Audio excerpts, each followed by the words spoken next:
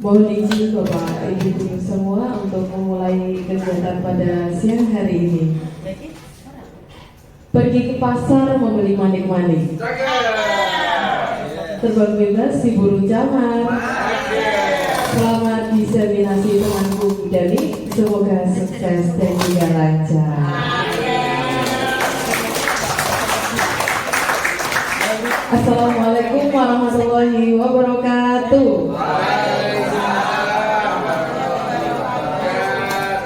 Selamat siang Bapak Ibu guru semua. Yang terhormat Kepala SD Negeri Tandang 01 Bapak Trisyo Budi SPD, yang saya hormati Bapak Ibu guru beserta tenaga kependidikan SD Negeri Tandang 01. Alhamdulillahirrahmanirrahim, pada kesempatan kali ini kita semua dapat hadir dalam acara siang hari ini, tentunya dengan undangan dari Ibu Dani. Sejauh ini SPD yang pada saat ini merupakan CGP Angkatan 11 Kota Semarang. Sholawat dan salam tak lupa senantiasa tercurah kepada Nabi Muhammad SAW, dan semoga kita mendapat syafaatnya nanti di yaumul akhir. Amin. Baik Bapak Ibu guru semua, untuk mempersingkat waktu, saya sebagai pembawa acara akan membacakan susunan acara pada siang hari ini.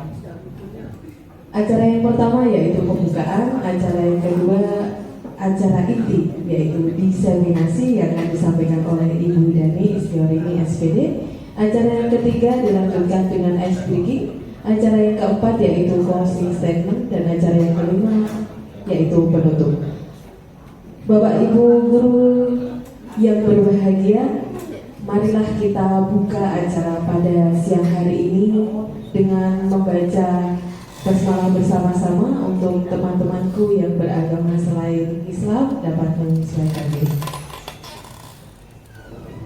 Bismillahirrahmanirrahim.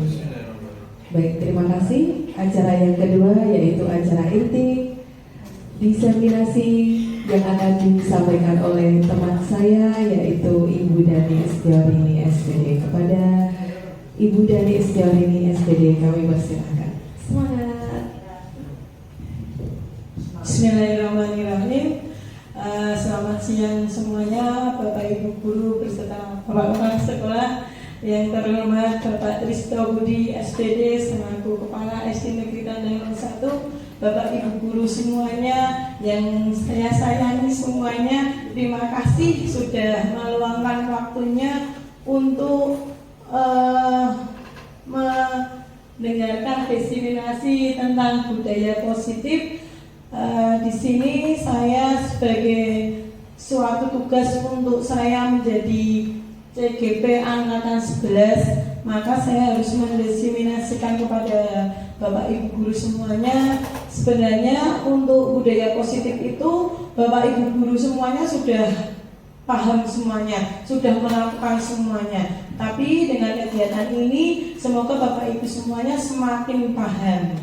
Sebelum kita mulai untuk kegiatan diseminasi ini, supaya semangat, kita tepuk dan ding ding ding dung dung dung dulu ya, supaya lebih semangat. Kita berdiri semuanya dulu.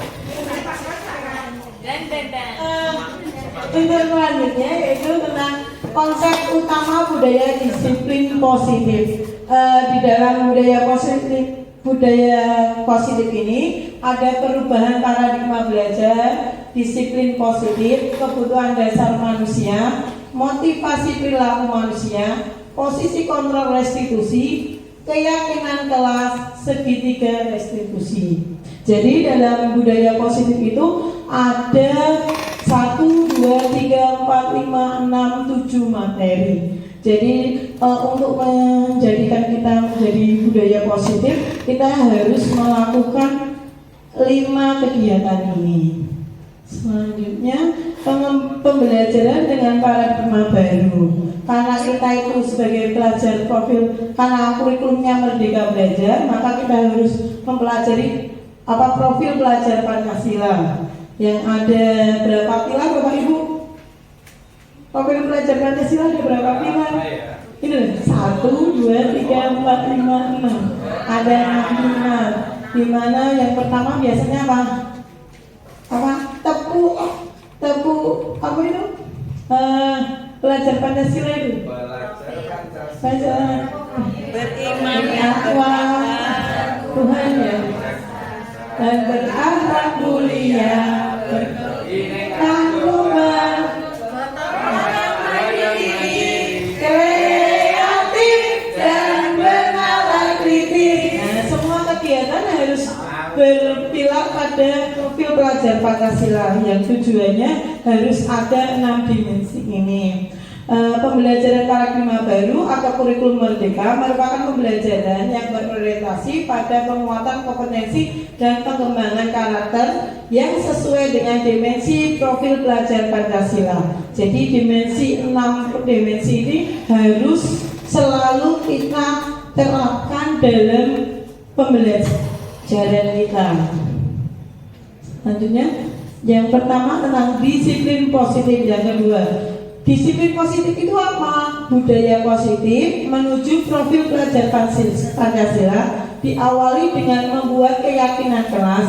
Budaya positif meliputi 6 hal, yaitu perubahan paradigma, stimulus respon, konsep disiplin positif, keyakinan kelas, pemenuhan 5 kebutuhan dasar manusia, posisi kontrol dan restitusi. Selanjutnya, budaya positif merupakan suatu kebiasaan yang bernilai positif yang di dalamnya terkandung nilai-nilai kebajikan yang diyakininya mampu menumbuhkan motivasi secara intrinsik dari warga sekolah maupun anggota masyarakat. Budaya positif perlu sekali dikenalkan, dibangun dan diterapkan sejak dini. Jadi budaya positif itu harus selalu digali, harus selalu dilaksanakan supaya terbentuk. Jadi nggak mungkin langsung tiba-tiba budayanya itu seperti itu. Seperti kita setiap hari sudah membudayakan untuk salam sapa, itu termasuk budaya positif. Sudah ada lagi Bapak, teman-teman, Asmaul Husna di hari Selasa. Untuk mengembangkan kreativitas anak ada apel pagi di setiap hari Rabu. Untuk sehat biar gotong royong di setiap hari Jumat ada kegiatan senam dan bersih-bersih sekolah. Itu termasuk budaya positif yang harus selalu kita gali, kita laksanakan supaya terbentuk dalam diri siswa semuanya.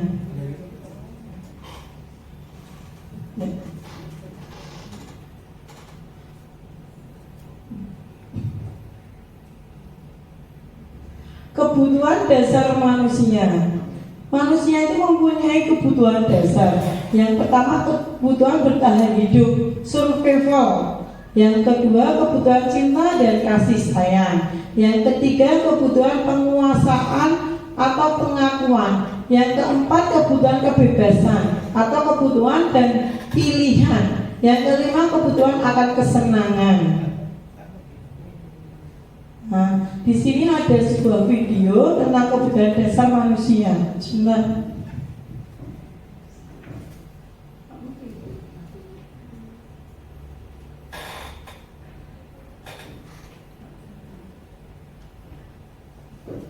Sebentar ya Bapak Ibu.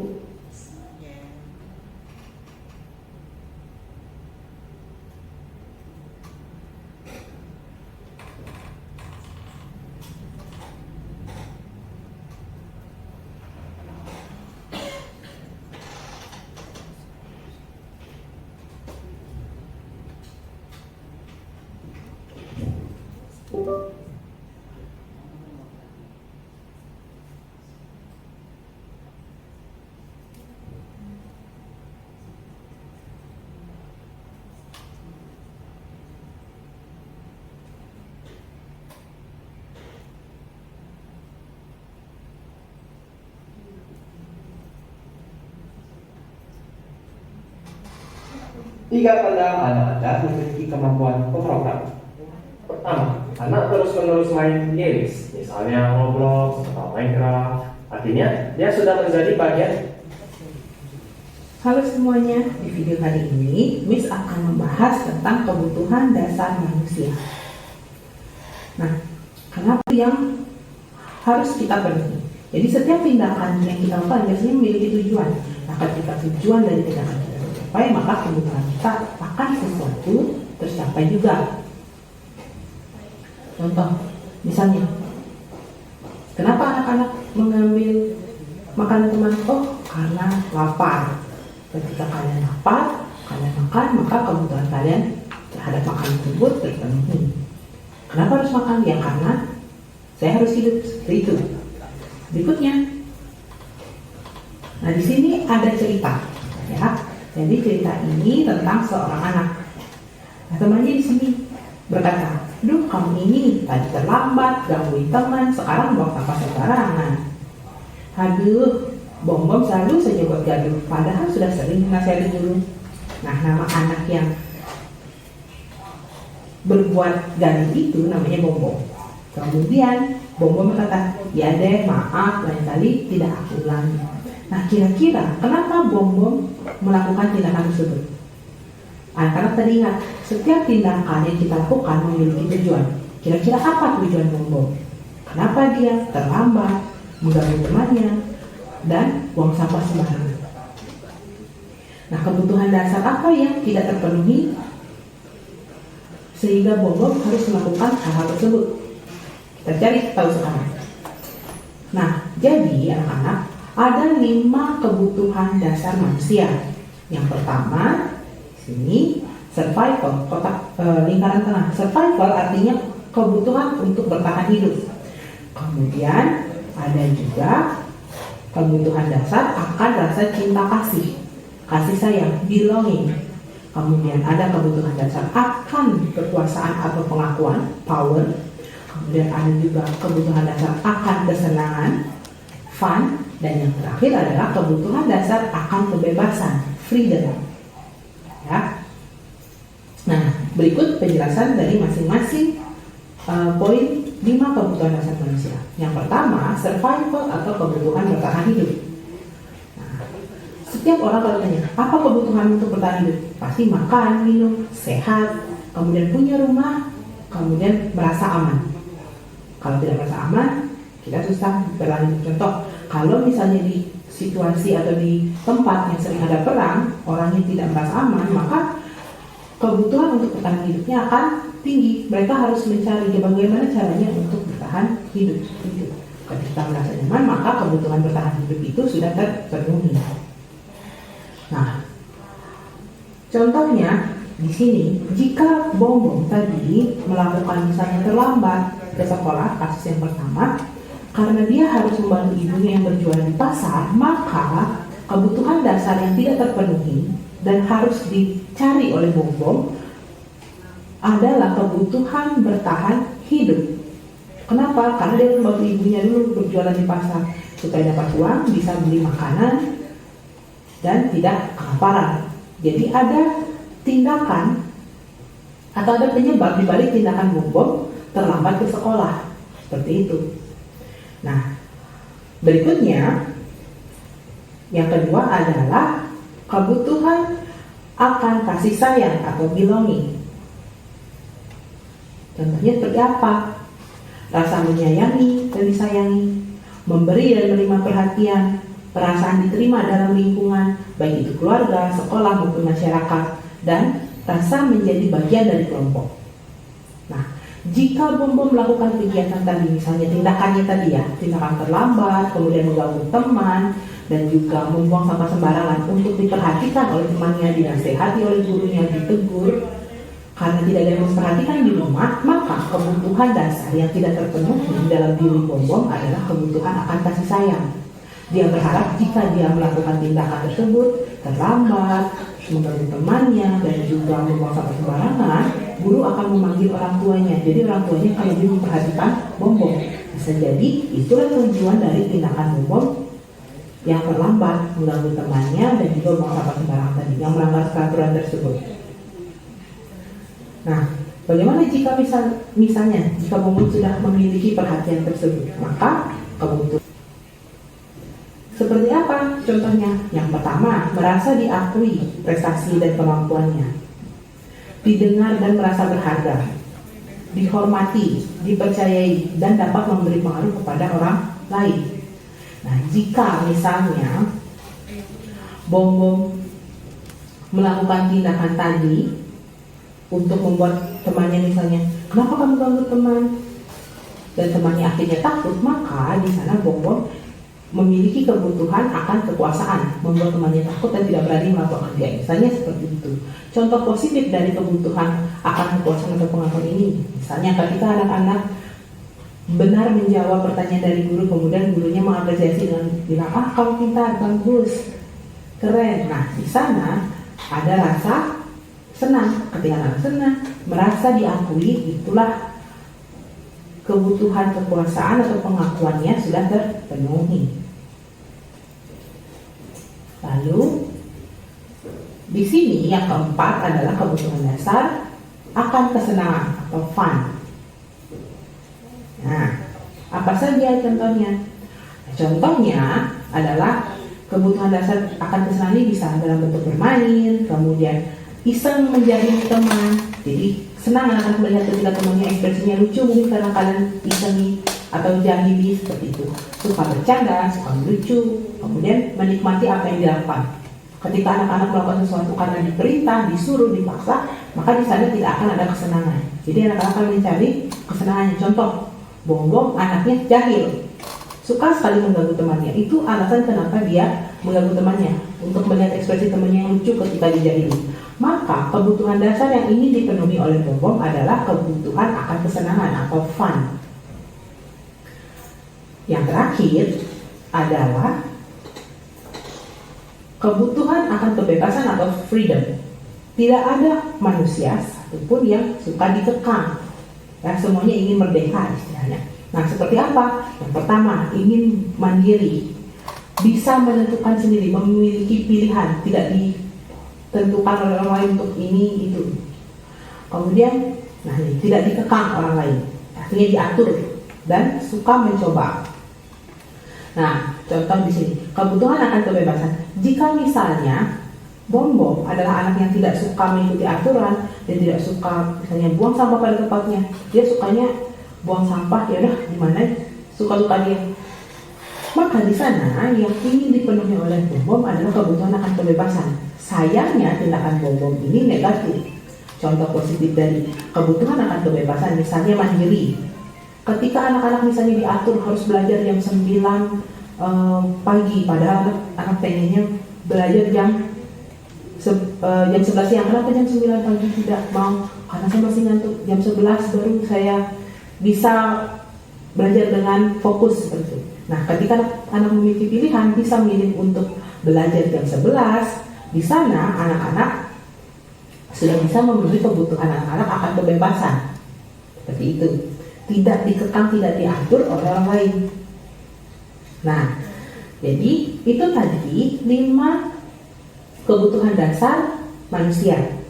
Mulai dari kebutuhan dasar akan bertahan hidup, survival, kemudian kebutuhan dasar akan rasa kasih sayang atau belonging, kemudian kebutuhan dasar untuk merasa diakui, pengakuan, power, kemudian juga kebutuhan dasar akan kesenangan, fun, dan yang terakhir tadi kebutuhan dasar akan kebebasan atau freedom.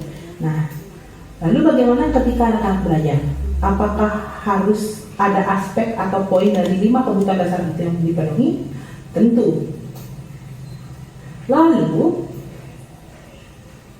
secara pribadi, anak-anak masing-masing, menurut anak-anak, diri anak-anak, ya, apa kebutuhan dasar yang belum terpenuhi saat anak-anak belajar dan yang sudah terpenuhi saat belajar? Mungkin akan ada perbedaan kebutuhan dasar yang anak-anak belum maupun sudah penuhi saat belajar. Jadi mungkin Ayu misalnya, yang belum terpenuhi adalah rasa kesenangan. Kenapa? Karena pelajarannya membosankan. Sedangkan yang sudah terpenuhi apa? Pengakuan. Jadi setiap dia misalnya menjawab, diberikan apresiasi oleh guru dan teman-temannya. Gitu. Sedangkan misalnya putra, kebutuhan dasarnya lain, ternyata yang belum terpenuhi malah sebaliknya, pengakuan. Kenapa? Karena setiap dia bisa menjawab, gurunya tidak memberikan apresiasi apapun, tidak bilang misalnya wah bagus, pintar gitu. Kemudian sedangkan yang sudah terpenuhi adalah misalnya adalah rasa kesenangannya. Kenapa? Karena pembelajarannya menyenangkan sih, cuma gurunya kurang apresiasi gitu. Jadi setiap anak-anak akan memiliki perbedaan kebutuhan dasar yang belum maupun sudah dipenuhi ketika mereka belajar. Nah, untuk mengetahui agar Miss tahu apa kebutuhan dasar anak-anak yang sudah maupun belum dipenuhi ketika pembelajaran, maka anak-anak nanti akan mengisi link Google Form sesuai dengan apa yang sudah Miss jelaskan tadi dan apa yang anak-anak rasakan, apa yang sudah ya saya rasakan sama belajar, apa yang belum ya gitu. Oke, nah jadi demikian video kali ini tentang kebutuhan dasar manusia. Sampai berjumpa di video berikutnya.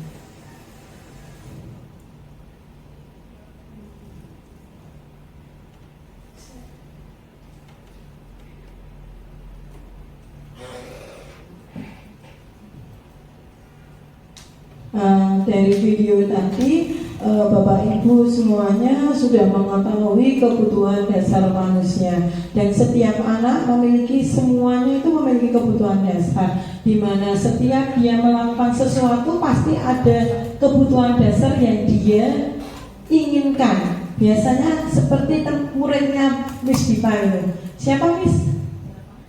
Muridnya Abiyu. Mungkin dia di kebutuhan dasar apa Miss Dipa yang dia kurang? Kalau dilihat dari 5 kebutuhan dasar manusia, dia biasanya kurang apa?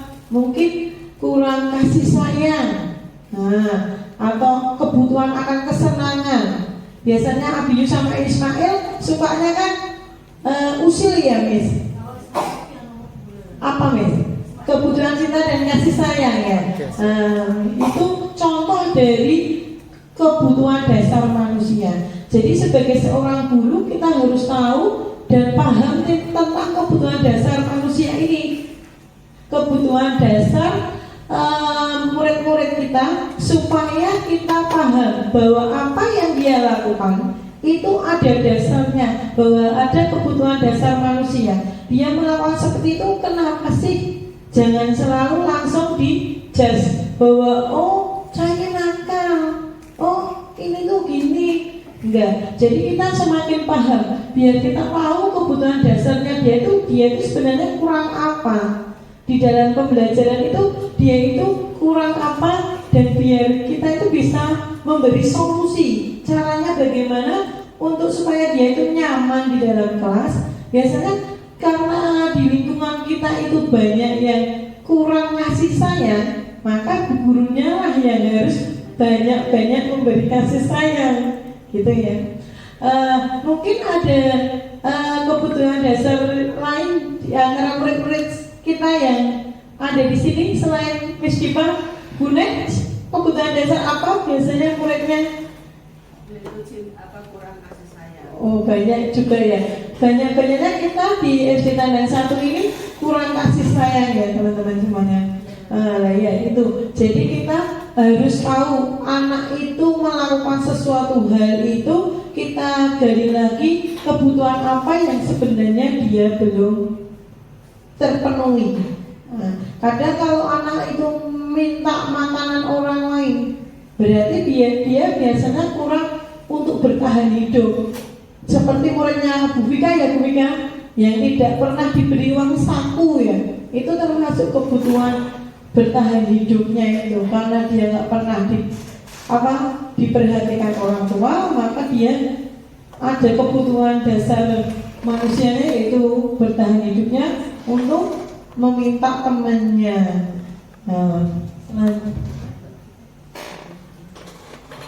Motivasi perilaku manusia. Menurut Jens Gons dalam bukunya Restoration School Discipline, mungkin salah ya Miss bacanya ya, menyatakan ada 3 alasan motivasi perilaku manusia, yaitu 1. Untuk menghindari ketidaknyamanan atau hukuman, 2. Untuk mendapatkan imbalan atau penghargaan dari orang lain. Dan 3. Untuk menjadi orang yang mereka inginkan dan menghargai diri sendiri dengan nilai-nilai yang mereka percaya. Kadang motivasi orang melakukan sesuatu itu bisa karena untuk menghindari ketidaknyamanan atau hukuman. Biasanya anak-anak melakukan sesuatu karena tidak pengen dihukum, bukan karena dia itu disiplin, tapi kadang karena menghindari ketidaknyamanan atau hukuman. Yang kedua, untuk mendapatkan imbalan atau penghargaan dari orang lain. Biasanya kita sering memberikan dia hadiah. Dengan hadiah itu dia jadi senang gitu. Yang ketiga, untuk menjadi orang yang mereka inginkan dan menghargai diri sendiri dengan nilai yang mereka percaya. Orang lain mereka ingin menjadi orang yang mereka inginkan dan menghargai diri sendiri. Nah, posisi kontrol restitusi. Dosen telah berkesimpulan bahwa terdapat 5 posisi kontrol yang dapat diterapkan seorang guru. Kelima posisi kontrol tersebut adalah guru sebagai penghukum, pembuat rasa bersalah, teman, pemantau, dan manajer. Biasanya kita sering menjadi seorang penghukum, betul nggak? Betul nggak teman-teman? Biasanya kita hanya inginnya menghukum aja, tidak melihat apa yang dia kerjakan itu alasannya apa. Tuh. Terus pembuat rasa bersalah. Biasanya kita mesti kowe gitu sing marai. Nah, itu termasuk pembuat rasa bersalah. Teman, biasanya kita juga menjadi teman, tapi jarang sekali ya gurunya untuk menjadi teman muridnya. Saya lihat pemantau atau manajer. Kalau sebagai seorang guru kita harus menjadi pemantau atau manajer. Penghukum, seorang penghukum. Kalau penghukum ini biasanya bagaimana? Biasanya kalau penghukum itu menggunakan hukuman fisik maupun verbal. Biasanya kalau anak tidak mengerjakan apa, nanti dapat hukuman. Misalkan terlambat, apa hukumannya? Berdiri di depan tiang bendera, itu termasuk hukuman.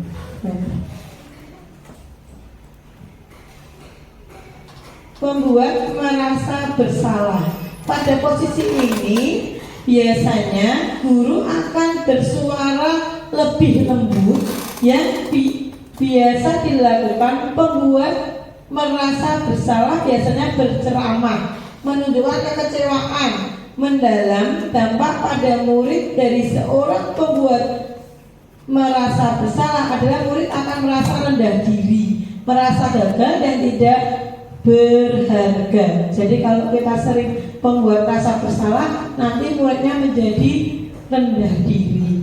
Untuk teman atau guru menjadi teman, pada posisi ini sebagai teman tidak akan menyakiti murid, tetapi selalu berupaya mengontrol murid melalui pendekatan persuasi. Yang bisa dilakukan posisi sebagai teman adalah membuatkan alasan-alasan untuk murid-muridnya. Dampak pada murid akan tergantung, tidak mandiri. Biasanya kalau menjadi teman dia jadi saenake dhewe, sakarepe dhewe.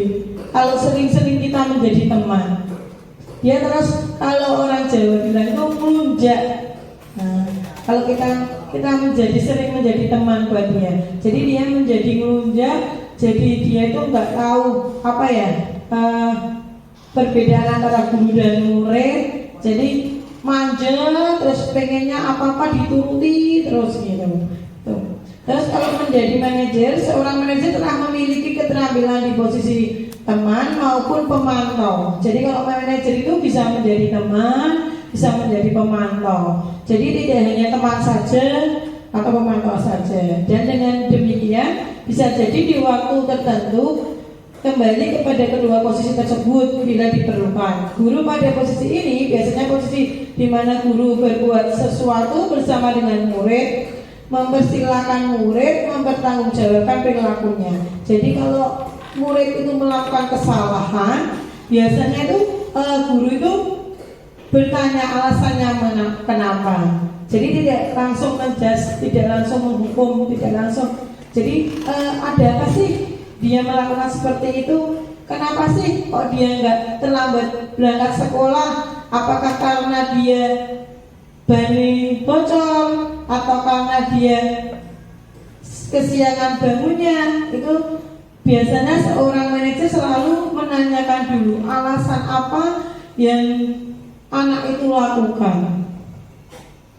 Dari kelima posisi kontrol di atas, biasanya itu apabila kita menginginkan murid-murid kita kedepannya menjadi manusia yang merdeka, berarti mandiri dan bertanggung jawab dan tumbuh motivasi intrinsik dalam diri mereka, maka kita perlu menerapkan restitusi yang dapat mengarahkan dan menjadikan murid kita seorang manajer bagi dirinya sendiri.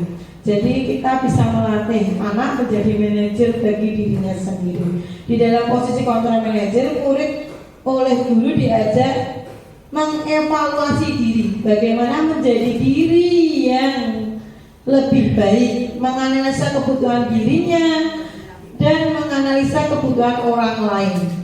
Di sini penekanannya bukan pada kemampuan memberikan konsekuensi kepada murid, tetapi guru dapat berkolaborasi dengan murid bagaimana memperbaiki kesalahan yang ada. Jadi murid itu bisa memperbaiki bagaimana kesalahannya dia, apa yang dia lakukan itu berdampak bagaimana untuk dirinya. Jadi dia itu lebih tahu bagaimana mengatasi masalah-masalah yang dia hadapi sendiri. Dengan menjadi manajer seperti itu, anak-anak menjadi mandiri, jadi tidak takut akan zaman ke depan. Jadi lebih kalau saya melakukan ini nanti dampaknya seperti ini. Jadi tahu sebelum dia melakukan, dia akan tahu akibat yang akan dia lakukan.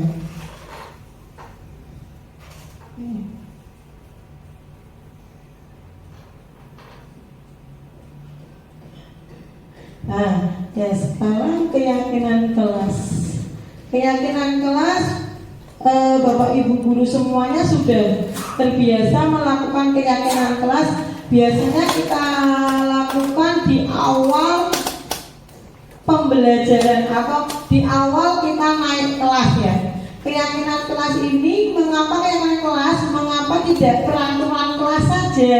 Jawabannya adalah suatu keyakinan akan lebih memotivasi seseorang dari dalam atau memotivasi secara intrinsik. Seseorang akan lebih tergerak dan bersemangat untuk menjalankan keyakinannya daripada hanya sekedar mengikuti serangkaian peraturan yang mengatur mereka harus berlaku begini atau begitu, yang membuat ketidaknyamanan dan keterpaksaan. Jadi keyakinan kelas itu membuat anak tidak terpaksa.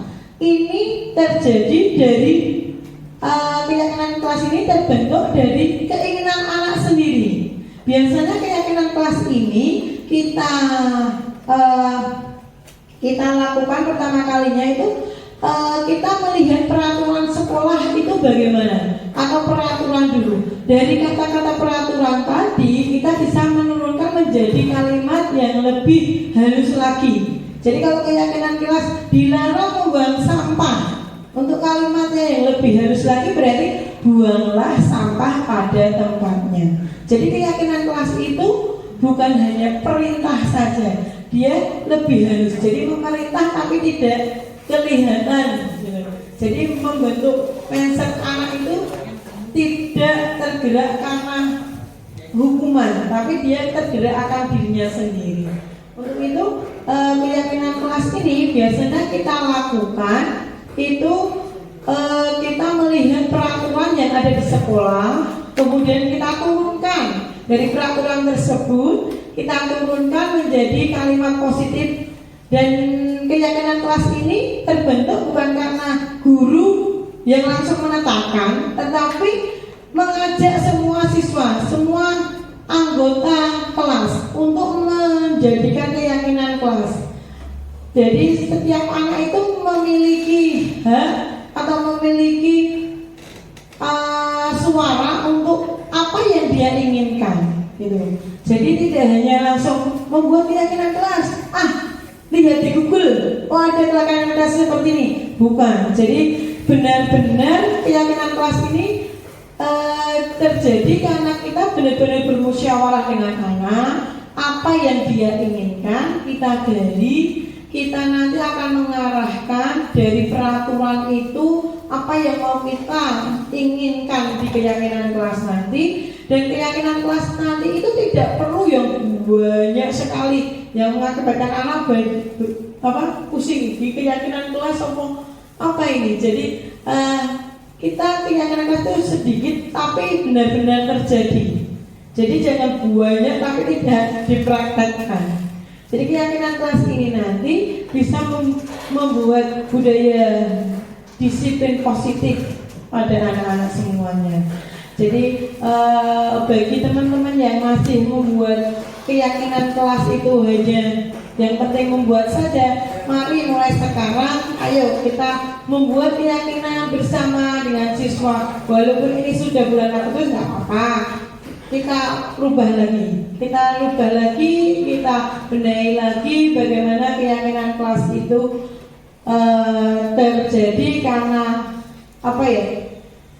musyawarah antara guru dan siswa, bukan karena guru saja yang hanya butuh ditempel, tetapi benar-benar ini hasil karya semua warga kelas. Gitu. Nah, seperti ini. Jadi keyakinan kelas ini anak-anak suruh maju. Kalau mau nulis ya boleh nulis maju. Nah, nanti dari ide atau gagasan anak-anak inilah mengakibatkan kita bisa menemukan hasil keyakinan kelas seperti ini. Ini contoh dari kelas saya. Nah, misalkan dia pengen kalau di dalam kelas harus datangnya tepat waktu, tidak ada terlambat, ya kita terapkan di sini datang tepat waktu. Terus berdoa sebelum dan sesudah belajar. Karena kita berketuhanan, maka kita berdoa dan sebelum dan sesudah belajar. Terus menjaga kebersihan dan keindahan kelas. Biasanya kan anak-anak pengennya kelasnya bersih, biar kelasnya bersih bu, biar nyaman bu. Nah kita tuangkan seperti ini. Nanti hasil dari ini semuanya, semua siswa disuruh maju, suruh menulis. Nanti kita kelompokkan apa sih yang jadilah kata-kata seperti ini. Kita tarik garis seperti ini.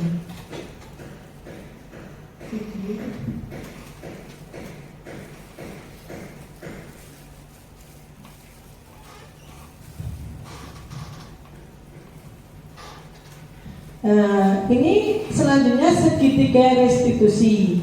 Segitiga restitusi itu biasanya untuk kita mencari akar masalah. Terdapat 3 langkah pada restitusi atau kita kenal dengan segitiga restitusi: menstabilkan identitas, validasi tindakan yang salah, menanyakan keyakinan. Biasanya kita kan kalau anak itu berbuat salah, kita langsung kadang mesti kamu yang buat salah. Seperti kemarin muridnya Bu Vika ada yang tawur apa gimana ya Bu Vika. Nah itu kadang kan kita kalau mana kan mesti kue terus yang ngakibatnya. Nah untuk itu kita coba untuk biasakan menggunakan segitiga restitusi ini dengan metode seperti ini. Segitiga restitusi ini kamu tentunya punya alasan mengapa melakukan itu. Jadi setiap anak itu pasti mengetahui mengapa anak itu melakukan alasan seperti ini itu mengapa. Dia berbuat seperti itu mengapa. Kita harus tanya dulu. Tidak karena seorang anak memiliki kebutuhan 5 kebutuhan dasar tadi, maka anak pasti ada alasan mengapa dia melakukan seperti itu.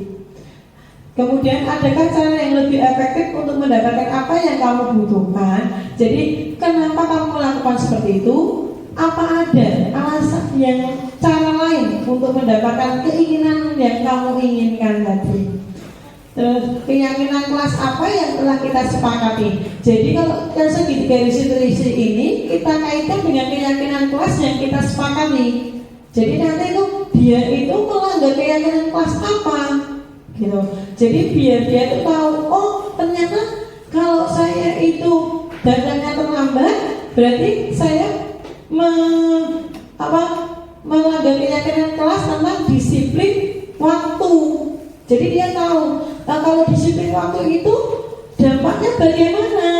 Nah, dengan seperti itu anak itu bisa berpikir apa yang dia lakukan itu akan berdampak buat dirinya. Kamu ingin menjadi orang yang seperti apa? Dengan dia mengetahui kesalahannya dia jadi bisa tahu kalau saya melakukan seperti ini terus, nanti kedepannya saya akan menjadi orang yang bagaimana. Gitu. Jadi tidak langsung kamu terlambat, mesti terlambat, gitu. Pasti kebangun kesiangan. Padahal dia kadang kalau sudah ditanya sama bu gurunya, biasanya sudah takut dulu. Tuh. Jadi biasanya sudah dia nih, nanti ditanya bu guru nih, nanti bilang apa? Biasanya kalau di siswa kita kan seringnya dia tidak mengerjakan tugas atau dia tidak membawa apa yang kita perintahkan. Nah, dia dengan tidak membawa itu alasannya kenapa?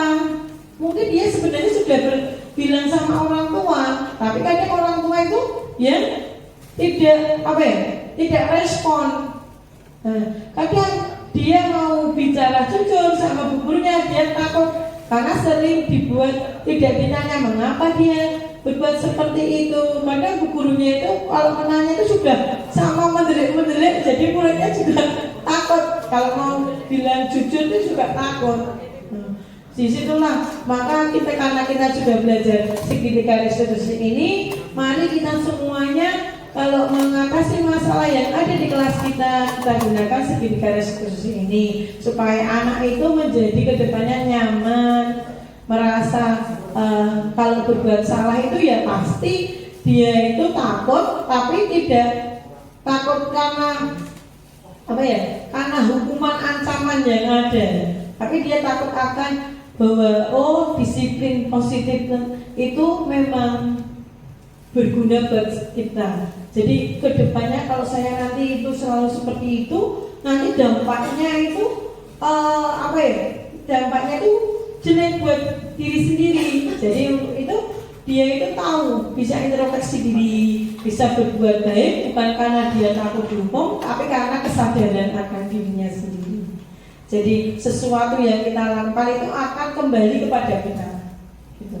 Jadi apa yang kita lakukan akan kembali kepada kita. Dia itu nanti semakin dewasa, nanti itu dampaknya seperti ini. Tidak langsung, ya sudah, kena aku ngerjakan seperti itu. Nah, seperti itu.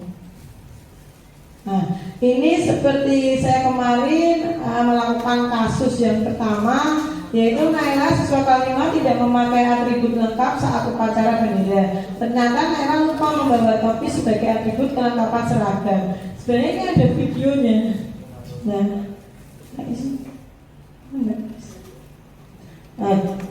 Untuk kasus yang kedua, saya melakukan segitiga restitusi, yaitu Naila siswa kelas 5 saat guru meminta mengumpulkan tugas proyek terlihat kebingungan dan takut, ternyata dia lupa untuk membawa tugasnya.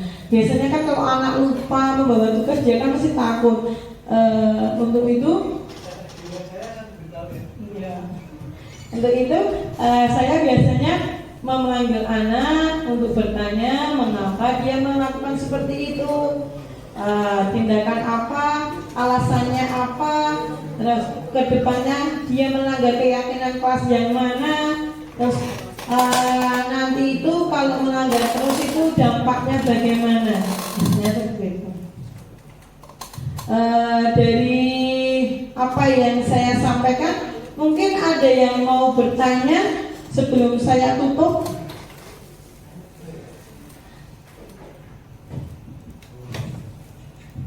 Mungkin ada yang bertanya? Bebas. Nih mau tanya. Oh iya, ya Bu Ari. Ke depan Bu Ari, supaya Semuanya terdengar.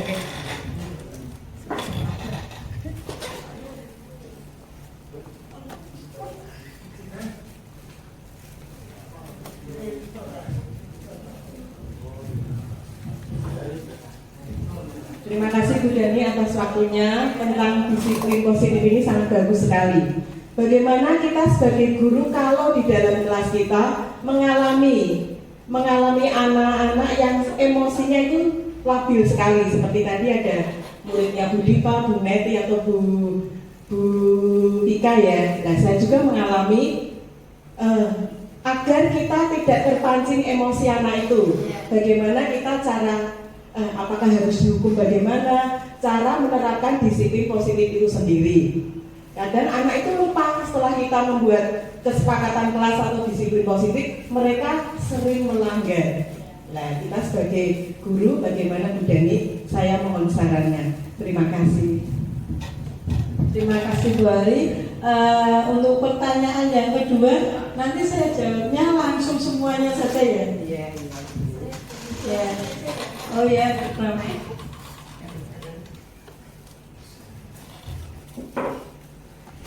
Terima kasih. Jadi, saya ingin bertanya, apakah dengan sistem ribet ini membuat anak itu menjadi disiplin? Apakah itu lebih efektif? Kemudian yang kedua, kalau ribet seperti ini, bagaimana dengan anak yang dipuji-puji itu bagaimana? Apakah bisa berhasil atau malah lebih sekali? Terima kasih. Terima kasih Bu Ramai. Ada lagi mungkin? Mungkin ada lagi yang mau bertanya? Sudah cukup? Kalau cukup saya jawab. Saya tunggu. Ada lagi? Ya, maju Miss Diba. Oh gitu, oke. Ini aja. Samping saya sudah. Ya. Saya baca bukunya. Selamat siang Bu Jari, ada yang mau saya tanyakan ya. Misal ada kasus di kelasnya seperti ini. Pagi-pagi anak-anak sudah berdatangan, kecuali abiu yang belum kelihatan batang hidungnya. Begitu pelajaran akan dimulai, abiu datang dengan kondisi yang berantakan. Ismail temannya kemudian bertanya, kenapa kamu kok berantakan abiu rambutmu kayaknya ya? Lalu si abiu itu marah-marah dan menantang Ismail. Hingga mereka terlibat adu mulut dan hampir saja berkelahi. Anak-anak yang takut kemudian memanggil saya yang kebetulan ada di kantor guru. Saya panggil kedua anak tersebut, lalu saya tanya.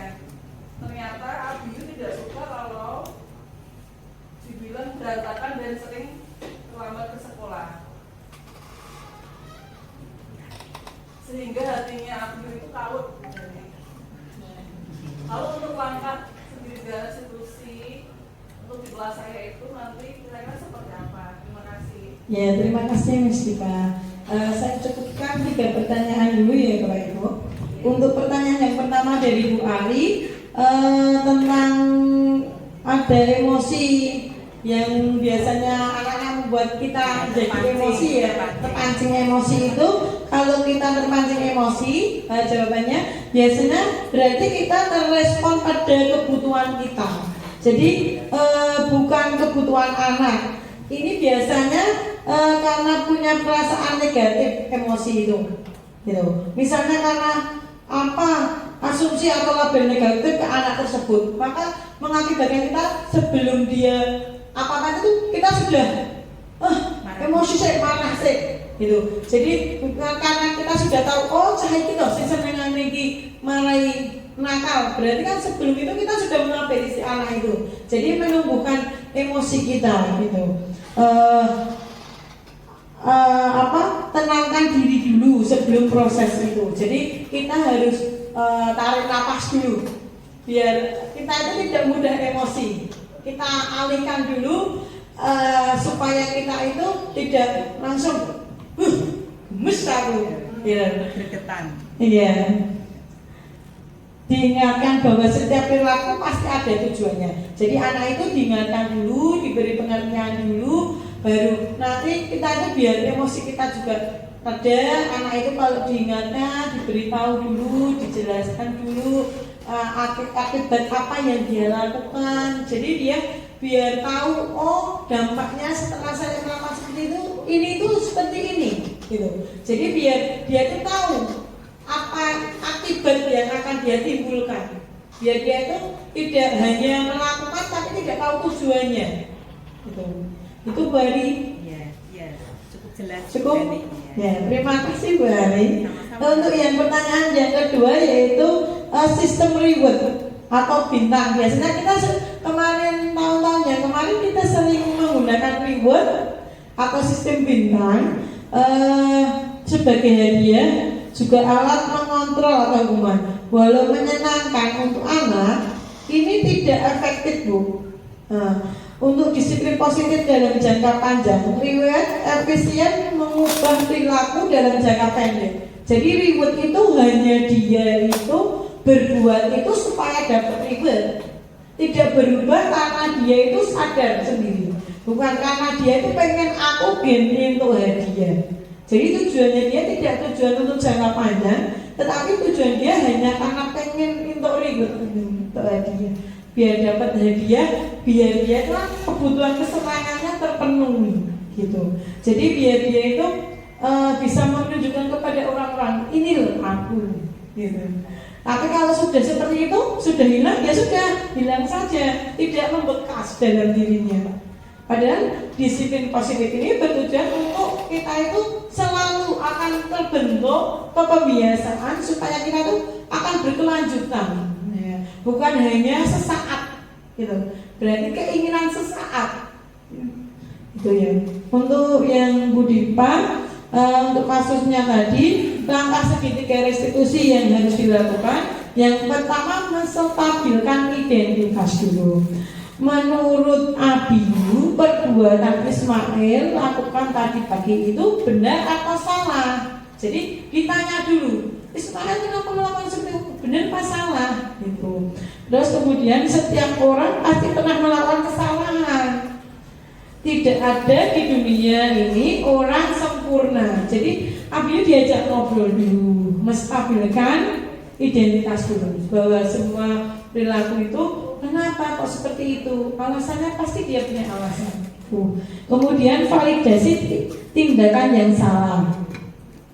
Abiyu pasti punya alasan mengapa melakukan itu, gitu. Terus sekarang ceritakan pada ibu apa alasannya. Jadi nanti Abiyu menceritakan kenapa membuat muak kau, kok datang langsung muak kau itu kenapa. Nah, dia pasti memberikan alasan. Dia memberikan gini loh Bu, karena ibu mungkin ada juga aku, gitu. Nah, karena ibu itu sibuk sendiri dengan keinginannya dia, dengan kerjaannya dia. Jadi anak itu kebutuhan akan manusia, kebutuhan dasarnya tadi tidak terpenuhi tadi, mengakibatkan seperti itu. Karena orang tua tidak peduli. Padahal anak itu kan ke sekolah jadi saya penting makan sekolahnya seadanya saya seperti apa. Walaupun nanti sampai di sekolah pasti ada yang usil, ada yang iseng, senengane beda. Nah, merasa yang dilakukan Abiyu itu apa ya?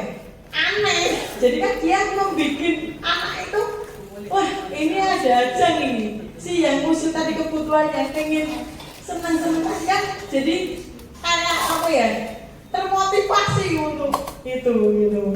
Terus yang ketiga menanyakan keyakinan kelasnya tadi apa sih yang dilanggar dia, gitu. Jadi dengan seperti itu dia terus, kalau dia seperti itu terus dampaknya bagaimana ke depannya untuk dia itu. Jadi anak itu diajak bertanya, kita bertanya jadi dia itu tidak merasa dihakimi, tidak disalah-salahkan. Nah, dia melakukan seperti itu biasanya kan ada alasan, karena dia jejak terus dia marah sama temennya. Tuh, jadi dia suruh duduk dulu, suruh diam, mau tanya dulu kenapa, alasannya bagaimana. Tuh, jadi kita tidak langsung menghakimi si anak tersebut. Itu Budiman. Cukup Budiman? Ya, terima kasih Bu Dani atas penjelasannya. Iya, terima kasih Budiman. Karena waktu sudah kurang 5 menit, saya cukupkan sekian. Kalau masih ada yang mau bertanya lagi, bisa japri atau bisa konsultasi langsung. Gitu ya. Terima kasih teman-teman semuanya atas partisipasinya. Saya mohon maaf apabila ada kekurangan dalam menyampaikan disiplin positif ini, budaya disiplin positif ini. Semoga itu datangnya dari saya sendiri karena ada kekurangannya. Semoga ini bermanfaat untuk teman-teman semuanya, bisa membuat murid-muridnya menjadi lebih baik, memiliki budaya disiplin positif yang selalu melekat, bukan karena hukuman atau bukan karena dia takut sama gurunya, tetapi karena dia itu benar tahu apa arti budaya disiplin positif ini. Semoga anak-anak didik kita nanti menjadi anak yang mandiri, bertanggung jawab, dan bisa menjadikan penerus-penerus bangsa yang lebih kokoh lagi. Terima kasih. Wassalamualaikum warahmatullahi wabarakatuh. Waalaikumsalam warahmatullahi wabarakatuh.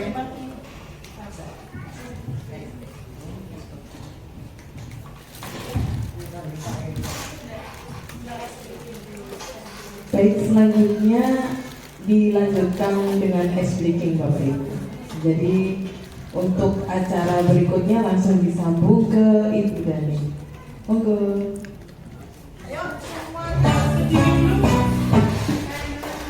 Mari Bapak Ibu semuanya kita berdiri untuk melakukan ice breaking supaya tidak tegang karena habis mendengarkan mungkin sudah capek ya Bu, karena waktunya juga sore.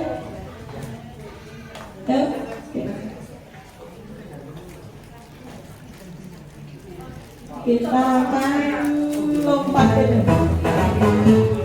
Lompat ke depan, lompat ke belakang, tengok ke kiri, tengok ke kanan, baru ke depan, baru ke belakang, putar-putar, ayo kita senang, olahraga, buat kita muda, badan sehat, hidup lebih sabar, lompat-lompat, sama jadi superstar, kita melangkah di belakang. Jalan di tempat, tangan di pinggang, duduk ke bawah, pindah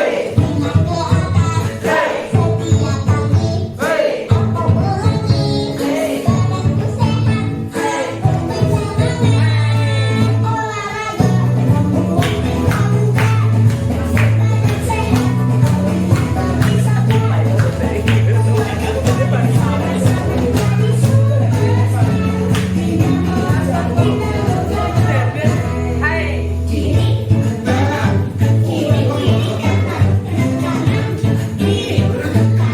pagi, aku ulangi,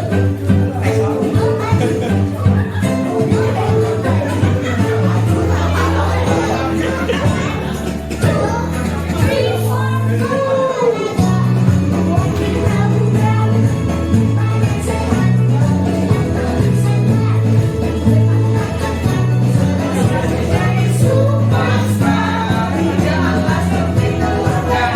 lebih semangat, olahraga, membuat kita muda, badan sehat, lebih sabar,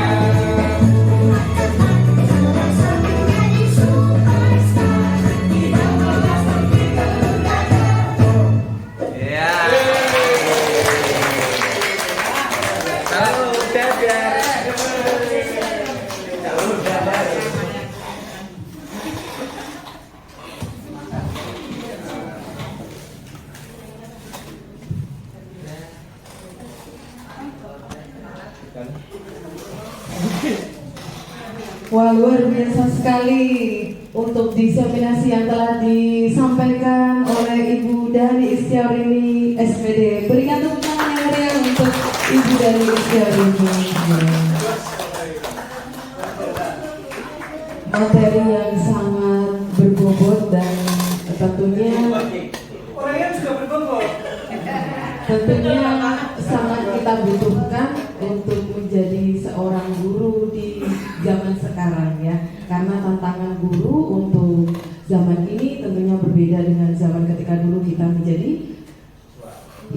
peserta didik. Dan tentunya ketika saya meresapi apa yang disampaikan oleh Ibu Danis, ini juga akan saya gunakan ketika saya nanti di rumah ya dengan putra saya, karena tentunya tadi ketika kita melihat anak itu dilihat apakah dia punya kekurangan di mana. Ketika ada kekurangan, anak itu pasti akan mencari di luar ya Mbak.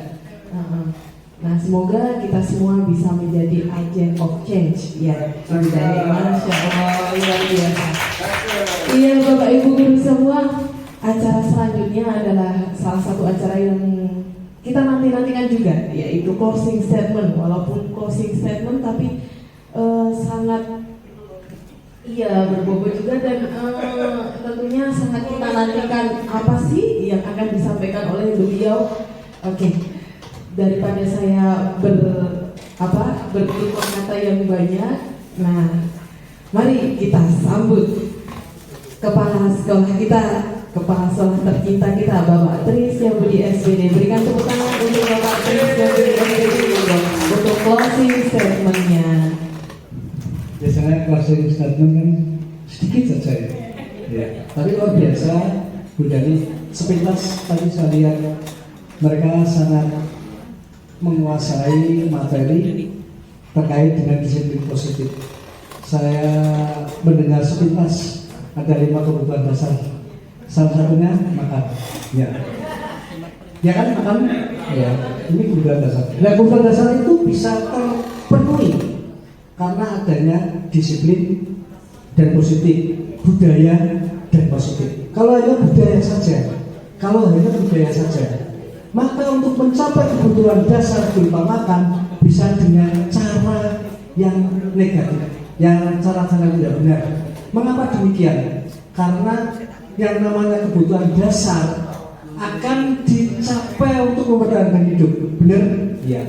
Untuk mencapai kebutuhan hidup, maka mereka akan mempertahankan, entah itu dengan cara mencuri, entah itu dengan cara yang tidak benar, hanya untuk memenuhi kebutuhan dasar. Maka yang dijelaskan adalah budaya yang positif. Kenapa demikian? Ada beberapa hal di dalam kaitan dengan budaya positif. Sekali lagi, di dalam budaya ada yang negatif, ada yang positif. Seseorang untuk mempertahankan hidup bisa dengan cara yang negatif, misalnya mencuri. Bisa karena mereka mempunyai kekuasaan. Jadi mencuri itu karena untuk memenuhi kebutuhan hidup, juga karena kekuasaan. Apakah ini termasuk kebutuhan dasar? Kalau di kekuasaan, mencuri di kekuasaan bukan kebutuhan dasar. Tapi kalau mencuri karena ingin mempertahankan hidup, maka itu kebutuhan dasar. Tetapi karena Bu Dani tadi adalah guru yang luar biasa, mereka mengajarkan siswa-siswanya untuk membentuk budaya yang positif. Luar biasa, tepuk tangan untuk Bu Dani. Ya. Satu hal, Bu Dani adalah salah satu figur yang perlu kita contoh. Maka saran saya kepada Bu Dani, ini sarannya Bu Dani, atau mungkin yang sudah CGP, sudah guru penggerak malah ya, Astrid dan yang lain-lain. Sepintas saya juga mendengar motivasi yang dibangun oleh Bu Dani tidak main-main. Tidak main-main. Sementing clothing gitu ya. Abaikan kesulitan. Salah berhenti. Lakukan terus-menerus. Sementing clothing. Gitu ya. Jadi motivasinya mindsetnya kemarin. Maka begini Bu Dani, saran Bu Dani dan yang lain. Menurut Albert Einstein ya. Jadi janganlah mencari kesuksesan, tapi carilah hidup yang bermakna. Karena apa? Yang dimaksud dengan sukses adalah yang bermanfaat untuk orang lain. Terima kasih. Kembalikan ke Bulan. Ya, terima kasih Bapak. Monggo Bina Malik. Oh iya. Terima kasih Bapak. Baik teman-teman semua, luar biasa. Saya tidak perlu memberikan kata-kata yang panjang lebar lagi karena tadi sudah disampaikan oleh Bapak dan sudah disampaikan oleh Ibu Dani juga. Jadi karena ini waktunya sudah menunjukkan 2:30 lebih, mohon izin untuk menutup acara pada siang hari ini. Mari kita bersama-sama menutup acara pada siang hari ini dengan bacaan hamdalah bersama-sama. Alhamdulillahirabbil alamin. Esitan dan satu. Oke, terima kasih. Sampai jumpa di acara berikutnya. Assalamualaikum warahmatullahi wabarakatuh.